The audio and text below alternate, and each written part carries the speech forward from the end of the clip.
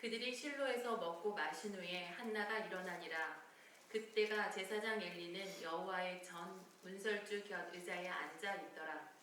한나가 마음이 괴로워서 여호와께 기도하고 통곡하며 서원하여 이르되 만군의 여호와여, 만일 주의 여종이 고통을 돌보시고 나를 기억하사 주의 여종을 잊지 아니하시고 주의 여종에게 아들을 주시면 내가 그의 평생에 그를 여호와께 드리고 삭도를 그의 머리에 대지 아니하겠나이다. 그가 여호와 앞에 오래 기도하는 동안에 엘리가 그의 입을 충만하시니 한나가 속으로 말하매 입술만 움직이고 음성은 들리지 아니하므로 엘리는 그가 취한 줄로 생각한지라. 엘리가 그에게 이르되 내가 언제까지 취하여야겠느냐 포도주를 끊으라 하니 한나가 대답하여 이르되 내 주여, 그렇지 아니하나이다. 나는 마음이 슬픈 여자라. 포도주나 독주를 마신 것이 아니요 여호와 앞에 내 심정을 통한 것뿐이오니. 당신의 여정을 악한 여자로 여기지 마옵소서. 내가 지금까지 바라는 것은 나의 공감과 덕분됨이 많기 때문이다 하는지라. 엘리가 대답하여 이르되 평안히 가라.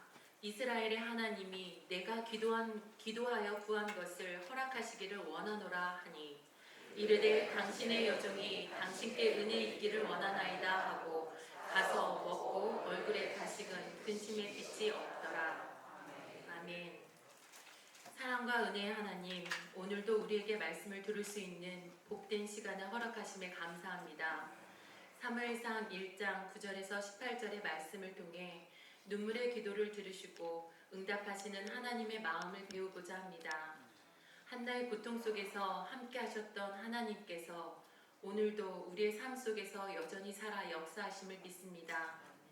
이 시간 우리의 마음을 열어주시고 저의 고백과 입술로 선포되어지는 하나님 말씀을 전할 때 말씀을 통해 눈물로 드린 기도가 어떻게 믿음의 열매가 되었는지 깨닫게 하시며 위로받고 도전받고 다시 소망을 품게 하여 주옵소서. 살아계신 예수 그리스도의 이름으로 기도드립니다. 아멘.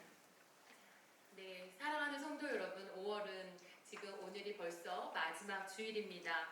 학교 주변에도 지금 초록이 예쁘게 물들어 있고 그런데요. 저도 어제 잠시 둘레길을 갔었는데 그 둘레길을 걸으면서 보다 보니 들판에는 어느덧 연한 녹음이 물들고 또 모내기가 한창인 것을 볼 수 있었습니다. 이맘때면 저 또한 아버지가 농부셨기 때문에 생각이 많이 납니다. 봄이면 벽실을 뿌리고 또 여름과 가을 추수 때까지 논밭을 돌보시며 하루도 쉬지 않고 열심히 일했던 모습이 기억에 남습니다. 논에 물을 대고 여름이 되면 장마가 올까봐 또 가을에는 태풍 때문에 익어가는 벼를 바라보며 간절한 눈빛 속에서 저는 아버지의 그런 모습들을 보며 말보다는 그 말씀 안에 깊은 가르침들을 깨닫게 되었습니다. 농사는 뿌린 대로 바로 이 열매를 맺는 것이 아닙니다. 시간이 필요하고 정성이 필요합니다. 무엇보다 보이지 않고 믿음으로 기다리는 마음이 필요합니다. 이 기다림은 오늘 우리가 함께 묵상할 한나의 기도와도 닮았습니다. 오늘 이 시간 저는 눈물의 기도, 응답의 시작이라는 제목으로 말씀을 나누려고 합니다. 성경에는 눈물로 기도한 끝에 하나님의 응답을 받은 많은 사람들의 이야기가 나옵니다. 그 중에서도 오늘 본문 속의 한나는 눈물로 기도해서 응답받은 가장 대표적인 인물이라고 할 수 있습니다. 한 여인의 통곡이 어떻게 하나님의 응답으로 이어졌는지, 그리고 그 기도가 어떤 열매를 맺어졌는지 오늘 함께 살펴보면서 여러분들의 삶 속에서도 동일하게 역사하시는 하나님의 은혜가 이 시간 있기를 소망합니다. 이제 본문을 통해 우리가 만나는 하나님의 세 가지 모습을 함께 저는 살펴보고 싶습니다. 첫 번째는 하나님은 우리의 눈물을 기억하신다는 사실입니다. 사무엘상 1장 9절 이하의 본문을 살펴보면 한나가 성전에 나아가서 마음이 괴로워 통곡하고 있는 장면들을 보여주고 있습니다. 10절에서는 이렇게 기록을 하고 있습니다. 한나가 마음이 괴로워서 여호와께 기도하고 통곡하며 라고 표현하고 있는데요. 여기서 통곡한다라는 말은 히브리어의 원어를 찾아보면 바카, 즉 단순한 눈물이 아니라 감정을 억누르는 울부짖는 통곡이라고 쓰여져 있습니다. 즉 가슴 깊은 곳에서 우러나오는 고통의 마음을 쓸어내는 간절한 기도였던 것입니다. 한나가 살았던 이스라엘 지역 그리고 고대 근동 지역에서는 자녀를 낳지 못하는 것은 여자에게 있어서는 굉장히 큰 수치였습니다. 그리고 또 사회적으로 멸시를 받거나 가정 내에서는 그 지위가 하락될 정도로 굉장히 큰 아픔을 주는 일이었습니다. 여러분들이 알고 계신 것처럼 한나는 불임의 문제가 있었습니다. 남편 엘가나가 한나를 너무나 극진히도 사랑했음에도 불구하고 그 사랑이 한나의 아픔을 치유할 만큼 아픔을 덜어내지 못할 만큼 완전하지는 못했습니다. 더군다나 분인나의 조롱과 사회적 시선들은 아마 그녀를 더 깊은 상처로 몰아냈을 것 같습니다. 시편 127편 3절에서는 자녀를 낳는 것이 하나님이 주시는 최고의 복이라고 말하고 있습니다. 보라, 자식들은 여호와의 기업이요 태의 열매는 그의 상급이로다. 이 말씀은 자녀가 하나님의 주권 아래 주어지는 귀한 선물이고 하나님의 복이자 상급임을 분명히 보여주고 있습니다. 이처럼 한나가 겪었던 고통은 단지 불임이라는 개인의 문제이기보다는 한나라는 한 여인의 존재 자체를 부정당하는 듯한 시대적인 상처였을 것입니다. 그렇기 때문에 그녀의 기도는 단순한 슬픔에서 나오는 기도가 아니라 가슴 깊은 곳에서 터져나오는 믿음의 고백이었습니다. 저 역시 삶을 살면서 고비고비마다 많은 외로움과 또 힘든 시간들을 겪을 때마다 마음이 무거워지면 자연스럽게 기도의 자리로 나갔던 적이 있었습니다. 저는 일남오녀의 막내로서 어릴 때는 울보뚜껑이라고 할 정도로 눈물도 많았고 겁도 굉장히 많았습니다. 하지만 그때는 부모님과 가족들의 돌봄 때문에 위로가 되었던 기억이 많습니다. 하지만 성인이 되면서부터는 각자의 삶들이 다 바빠지고 가정을 꾸리고 나니까 제가 쉽게 기대거나 제 마음을 나눌 곳이 그렇게 많지는 않았던 것 같습니다. 그럴수록 저는 하나님 앞에 더 나아가게 되었고 그 자리에서 진심으로 위로를 많이 받았던 경험들이 어떻게 보면 저의 마음의 위로자가 되어졌던 것 같습니다. 한나도 그랬을 것 같습니다. 사람에게는 말할 수 없었던 슬픔이 하나님 앞에 기도로 토로하면서 그녀는 말보다 눈물로써 감정보다는 믿음으로 하나님께 나아갔던 것 같습니다. 근데 이런 장면을 묵상할 때 저는 잠깐 궁금증이 생기기도 하고 왜 하나님은 이렇게 사랑하는 자녀에게 고통을 주실까라는 생각이 들었습니다. 그리고 어차피 들어주실 거면 조금 빠르게 들어주시면 안 되나, 왜 하나님은 바로 응답해 주지 않을까라는 생각도 들었습니다. 아마 여러분들도 이런 질문 앞에 모두가 서는 경험이 있었을 겁니다. 기도는 했지만 아무런 변화가 없고 또 하나님께 매달려 봤지만 돌아오는 것은 침묵뿐이었던 적이 있었을 겁니다. 이런 순간이 여러분의 삶 속에서도 분명히 있었을 겁니다. 사랑하는 성도 여러분, 그렇지만 우리가 꼭 기억할 것이 있습니다. 하나님의 침묵은 결코 외면이 아닙니다. 침묵은 준비의 시간이고 어떻게 보면 하나님께서는 우리를 빚어가기 위한 하나님의 시간일지 모른다는 생각이 들었습니다. 한나가 아이를 낳지 못했던 것도 결국 하나님께서 하셨던 계획 안에 있었던 일이었습니다. 우리의 고난도 마찬가지가 아닐까라는 생각을 하게 됩니다. 하나님은 우리를 기다리기도 하시지만 그건 우리가 그 고통 속에서 어떻게 반응하느냐, 믿음으로 반응하느냐, 그렇지 않느냐를 기다리는 건 아니실까라는 생각을 하게 됩니다. 그래서 하나님은 우리에게 가장 좋은 때에 선하신 것으로 응답을 해주신다는 것을 여러분들도 믿으셨으면 좋겠습니다. 두 번째는 하나님은 우리의 중심을 보십니다. 한나가 한나가 성전에서 마음을 쏟아 기도할 때 12절에 보면 성경에서는 이렇게 기록하고 있습니다. 그가 여호와 앞에 오래 기도하는 동안에 엘리가 그의 입을 주목한즉 이렇게 말씀하고 있는데요. 여기서 여호와 앞에서라는 표현은 히브리어로 리프네 아도나이라고 말을 합니다. 이는 여호와의 면전에서, 즉 여호와의 임재 앞에서라는 뜻을 나타내고 있습니다. 이 표현은 단순히 우리가 여호와 앞인 성전에 나가서 기도를 했다라는 장소적인 개념이 아니라 하나님의 살아계심을 믿고 의식한 기도의 태도를 설명하고 있습니다. 특히 여기서 여호와 앞에서라는 표현은 성경에서는 개인이 기도하는 그 장면과 관련해서 처음으로 등장한다라는 점에서 매우 놀라운 표현이기도 합니다. 창세기나 레위기, 민수기 등에서도 여호와 앞에서라는 표현은 나옵니다. 하지만 거기서 사용되어지는 표현들은 제사나 공적 제의를 드리기 위한 하나의 문맥의 맥락에서 표현되어지는 것입니다. 따라서 살아계신 하나님 앞에 인격적으로 나아가는 깊은 신앙의 표현은 한나가 처음입니다. 13절에서도 보면 엘리가 볼 때 한나가 입술만 움직이고 소리를 내지 않자 그는 한나가 술에 취한 여인이라고 책망을 하는 장면이 나옵니다. 이 장면은 두 가지 측면에서 우리가 생각해 볼 수가 있는데요.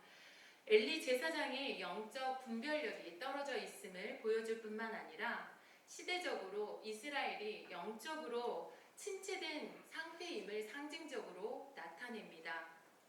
그는 한 여인의 간절한 기도가 마치 술 취한 여인이 중얼거리는 것처럼 구분하지 못할 정도의 영적 민감성을 잃고 있었던 것을 알 수 있습니다. 이는 평범한 여인의 진실한 믿음과 또 그 이스라엘의 대표라고 할 수 있는 제사장으로서의 어떤 무기력한 모습을 대조해주는 그런 장면이라고도 할 수 있습니다. 하지만 엘리는 곧바로 자신의 오해, 즉 술 취한 여인이 기도하는 것이 아니었다라는 것을 깨닫고 엘리가 정말 진심으로 하나님께 기도하고 있다라는 그 중심을 알아차렸습니다. 그리고 나서 여호와 제사장으로서 17절에 그녀에게 이렇게 축복합니다. 함께 읽어볼까요? 평안히 가라. 이스라엘의 하나님이 내가 기도하여 구한 것을 허락하시기를 원하노라.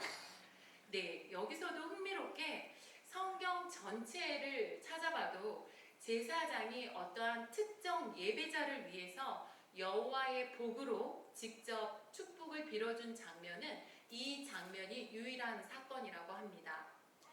그래서 18절에 보면 엘리의 축복은 하나님께서 한나의 기도를 들으셨다라는 징표가 되었고 그녀는 평안을 얻어 다시금 근심이 없는 빛으로 성소를 떠났다라고 기록되어 있습니다. 결론적으로 보면 엘리 제사장은 우리들의 사람처럼 사람들 모두가 그렇듯 겉모습만을 보고 오해하기도 하고 사람을 평가하기도 합니다. 하지만 하나님은 언제나 우리 마음의 중심을 보시는 분이심을 우리는 알 수 있습니다. 한나의 기도가 일시적인 어떤 감정의 표현이 아니라 믿음의 중심에서 우러나온 간절한 부르짐이었기 때문에 하나님도 그 중심을 보셨던 것 같습니다. 사랑하는 성도 여러분, 우리의 기도도 마찬가지입니다. 비록 남들이 알아주지 않아도 또는 심지어 말로 표현하지 못할 정도로 심한 고통과 힘듦 속에 있을 때라도 하나님은 우리의 마음의 깊은 중심을 보고 계십니다. 하나님은 우리의 눈물도 기억하시지만 그보다 더 깊은 곳에 있는 우리의 믿음과 간절한 소망까지도 들으시는 분이십니다. 겉모습이 아니라 진심을, 형식적인 표현이 아니라 진정한 믿음을 보시는 분은 우리 하나님이기 때문에 우리도 마음을 다해 하나님께 기도하는 자리로 나아가기를 소망합니다.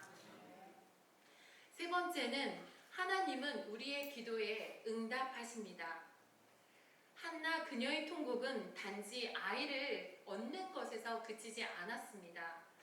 그의 눈물은 믿음의 고백이었고 믿음에서 우러난 간절한 부르짖음이었습니다. 20절을 함께 보도록 하겠습니다. 한나가 임신하고 때에 이름에 아들을 낳아 사무엘이라 이름하였으니 이는 내가 여호와께 그를 구하였다 함이더라. 사무엘이라는 이름 그 자체가 하나님께 응답하였다라는 것을 살아있는 증거로서 받은 것입니다. 그리고 이 응답 앞에 한나는 단지 아들을 주셨으니까 너무 감사합니다 라는 걸로 그치지 않았습니다. 구약 전체를 살펴봐도 하나님 성전을 스스로 찾아가서 기도한 여인은 한나가 처음이고, 또 서원을 하고 그 서원을 지킨 여인 또한 한나가 유일하다라고 말하고 있습니다. 우리의 인생에서도 여러분들 또한 힘들고 어려울 때는 하나님, 제가 이렇게 기도를 들어주시면 제가 그것을 꼭 지키겠습니다. 또는 이렇게 할 테니 이걸 들어주세요 라고 여러분들도 또 저도 그렇게 서원을 했던 것들이 있을 것입니다.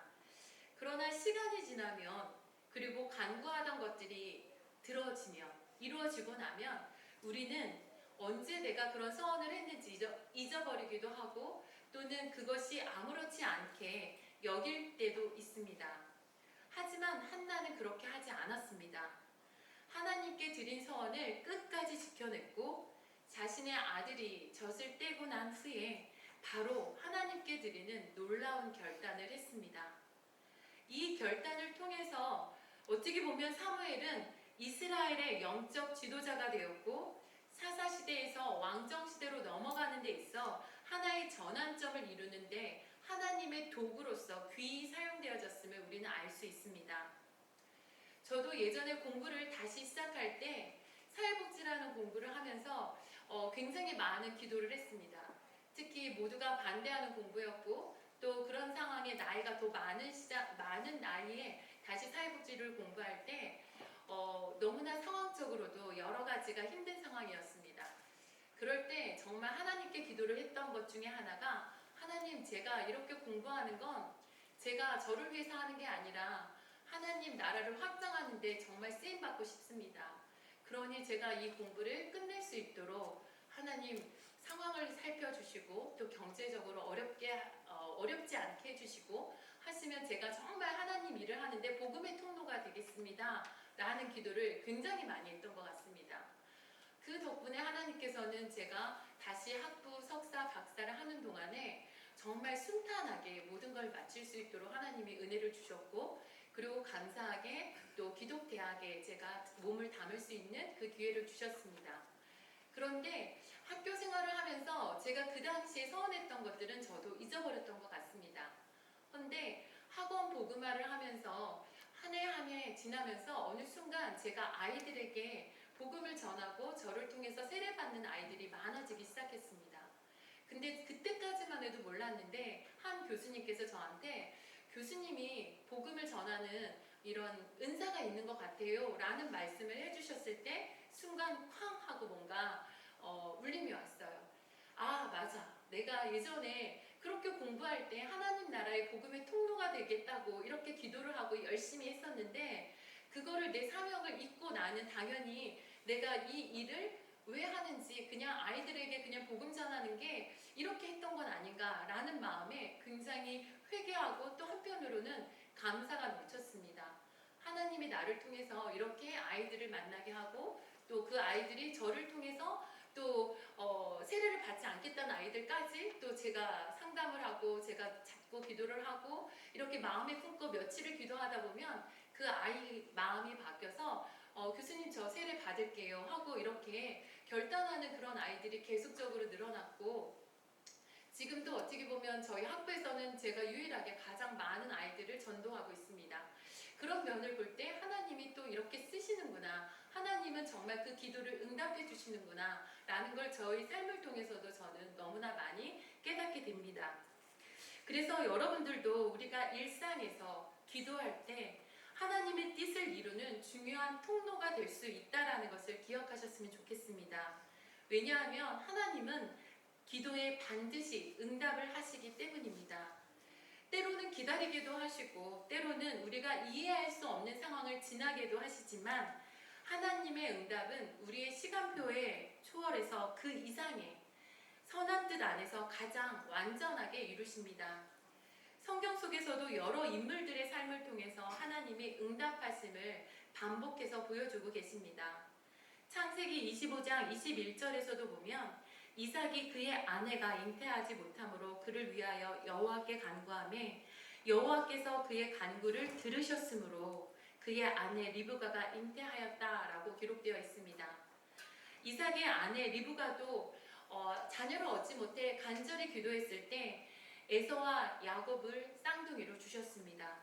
또 29장 31절에서도 보면 여호와께서 레아가 사랑받지 못함을 보시고 그의 태를 여셨으니 라헬은 임신하지 못하였더라 라고 말하고 있습니다. 야곱에게도 라헬과 레아가 있었지만 레아는 사랑받지 못했습니다. 그런 레아의 간절한 기도로 하나님께서 그 레아에게는 자녀의 복을 주셨습니다. 여기서 중요한 사실은 삶의 모든 열쇠가 사람에게 있는 것이 아니라 하나님께 있다라는 사실입니다. 그러므로 우리 성도 여러분들도 지금 현재 내 삶 속에서 닫힌 문이 있다고 생각되신다면 그것은 결코 끝이 아니라 하나님의 때를 기다리는 자리라는 것을 믿으시길 바랍니다. 그래서 여러분들도 한나처럼 눈물로 기도하시길 바랍니다. 리브가처럼 하나님의 응답을 기다리면서 기도하시길 바랍니다. 또 레아처럼 사람의 시선이 아니라 하나님만을 바라보는 여러분들이 되시길 원합니다. 우리는 사람의 기대는 존재가 아니라 하나님께 소망을 두는 믿음의 백성입니다. 오늘도 하나님은 여호와 앞에서 기도하는 자를 찾고 계십니다. 그분 앞에 무릎 꿇고 기도하는 자를 통해 하나님은 크고 놀라운 일을 여러분들의 삶 속에서 이어나가기를 원하고 계십니다. 마지막으로는 공동체는 하나님의 가족입니다. 사랑하는 성도 여러분, 한나의 기도는 혼자 드린 눈물의 기도였습니다. 하지만 그 응답은 결코 혼자 누리는 은혜로 끝나지 않았습니다. 그녀는 아이를 낳고 아이가 젖을 뗀 후에 실로 성소로 올라가서 여호와께 아들을 드리는 장면이 있습니다. 내가 이 아이를 위하여 기도하였더니 여호와께서 내가 구하여 기도한 바를 허락하신지라. 그러므로 나도 그를 여호와께 드리되 그의 평생을 여호와께 드리나이다. 이런 한나의 부르짖음은 단지 아들을 얻는 데서 그치지 않았고 지금 보신 말씀처럼 하나님께 드림으로 인해서 하나님의 역사를 여는 문이 되었습니다. 이는 한나가 서원한 대로 하나님께 사무엘을 바쳤기 때문에 그런 신앙의 결단이 있었기 때문에 가능했던 일입니다. 이처럼 하나님의 응답은 서로 나눌 때 더욱 깊어지고 교회는 그 나눔을 실천하는 장소가 되어야 합니다. 우리는 개인의 은혜를 넘어서 서로의 기쁨과 회복, 응답을 나누는 공동체로서 부름을 받았습니다. 그러나 가끔은 우리가 서로의 아픔을 외면하거나 비교하거나 판단하는 적이 있습니다. 나 때는 그랬는데 하고 말하는 것이 누군가에게는 위로가 아니라 상처가 될 수 있습니다. 그리고 누군가의 간증은 은혜가 아니라 상처가 되기도 합니다. 그래서 오늘 우리는 다시금 기억했으면 좋겠습니다. 공동체는 경쟁이 아니라 사랑과 위로가 머무는 자리여야 하고 비교가 아니라 기도가 흐르는 자리였으면 좋겠습니다. 교회에는 완벽한 사람들이 모이는 것이 아니라 눈물 흘린 자들이 다시 세워지고 또 회복의 이야기를 써내려가는 곳이 되었으면 좋겠습니다. 저도 처음에 백석 천안 이 교회에 왔을 때는 굉장히 낯설고 어색했습니다. 그렇지만 집사님들의 따뜻한 관심과 또 말을 걸어주시고 또 이런 관심들이 어떻게 보면 저로 하여금 이곳이 내 교회구나 하는 마음을 열게 했던 것 같습니다. 그리고 어떤 집사님들과의 어떤 이야기를 나눌 때 저의 힘듦을 같이 나누고 또 그런 힘듦의 이야기들을 함께 기도해주고 중보해주는 그런 가운데 정말 이 교회는 단순한 모임으로서 모여있는 곳이 아니라 진짜 하나님의 가족이구나 라는 것을 느끼게 되었던 것 같습니다. 이제 우리는 혼자가 아닙니다. 하나님은 우리를 공동체 안으로 부르셨고 때로는 우리가 쓰러질 수도 있고 상처 입을 수도 있지만 우리는 그런 지체들을 서로가 안아주고 함께 울어주고 다시 세워주는 그런 가족으로서 우리 교회가 같이 나아갔으면 좋겠습니다. 지금 여러분 곁에 있는 성도 한 사람이 또는 그분들의 따뜻한 손길 하나가 때로는 하나님의 응답이 되어줄 수 있습니다. 우리는 서로가 서로에게 응답이 되어줄 수 있다고 저는 생각되어집니다. 사랑하는 성도 여러분, 오늘도 고통과 슬픔으로 울고 계시다면 기억하셨으면 좋겠습니다. 그 자리가 바로 하나님이 응답을 준비하는 자리입니다. 그리고 우리 백석대학교회가 그 곁에 서서 함께 울어주고 붙잡아 줄 수 있는 그런 교회 공동체가 되기를 간절히 축복합니다. 그러니 이제 우리의 눈물도 어린 믿음의 고백도 주님 손에 올려드렸으면 좋겠습니다.